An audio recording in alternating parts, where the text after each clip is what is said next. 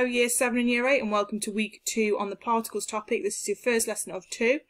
So the facts that you need to learn, these are found in your fact book that was delivered through the post and are probably upstairs in your bedrooms or in a room somewhere. Make sure you are looking over those. If you don't know where it is, they're in front of you now, the facts that you need to learn from this lesson. So you need to know the 3 states of matter, you need to know how you get from a solid to a liquid, how you get from a liquid into a gas, how you get from gas to a liquid, and how you change from a liquid to a solid.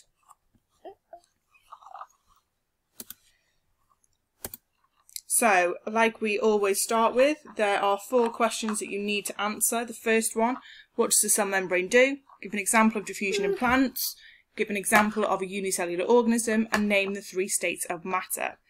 So they are testing you on all the previous subjects and the topics that we've covered, so it's not just the one that we're doing now, it's checking that you are learning those facts that we have given you. So I will give you a few minutes. If you can pause the video, that would be great. Thank you. Okay, so let's have a look at how you got on with that. So the cell membrane, that controls what goes in and out of the cell. Give an example of diffusion in plants, that's water getting into the plant via the root hair cell. An example of a unicellular organism is Euglena, and name the 3 states of matter, which are solid, liquid and gas. So that was one of your facts that you need to learn from this lesson. Okay, so matter. There are actually 4 states of matter, but you only need to know about 3 for your science lessons.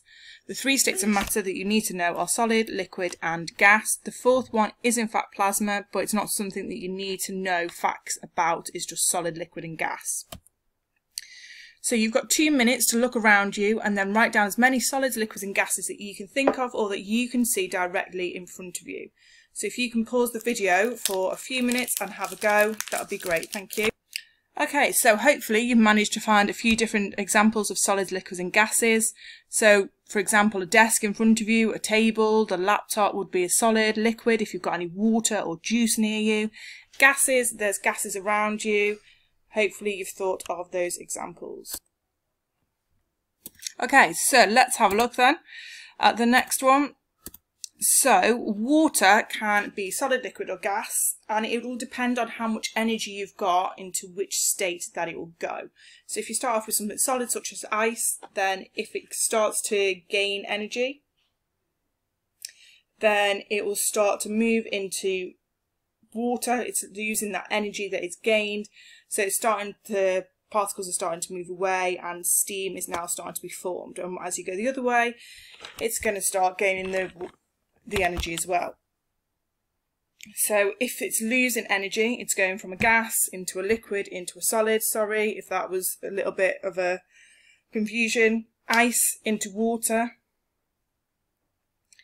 That means that it's gaining energy because they're getting more energetic, the particles, and going from a liquid, so water, into steam. It's gaining that energy, they're starting to move around more randomly, and then going the other way from steam to water to ice. That's when it's starting to lose the energy because they're starting to form those different kinds of particle diagrams.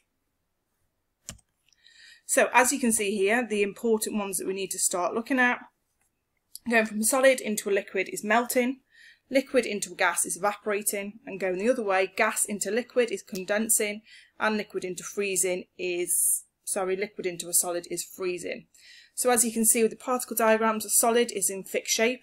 Liquid, they move a bit more randomly, and in gas they are separated apart, they're not touching at all, and they have got a lot of energy and move at speed. So as you can see here, it's just another diagram that's got a few bits more information on. Again, it's repeating about evaporation, condensation, melting and freezing, but this time it's got 2 different ones.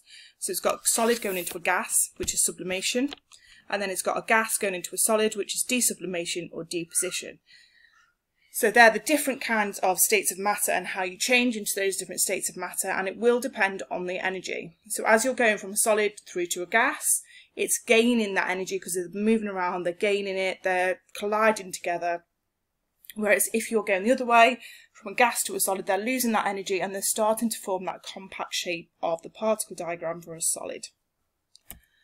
Okay, so that is week 2 particles lesson 1, and next week, or lesson 2, sorry, not next week, you'll be looking at the following facts. So we'll be looking at how particles are separated. So there's the 4 facts in front of you. You need to make sure that you're learning those for the next lesson, as well as trying to remember all the other previous facts that we've learned. I will see you soon. Bye.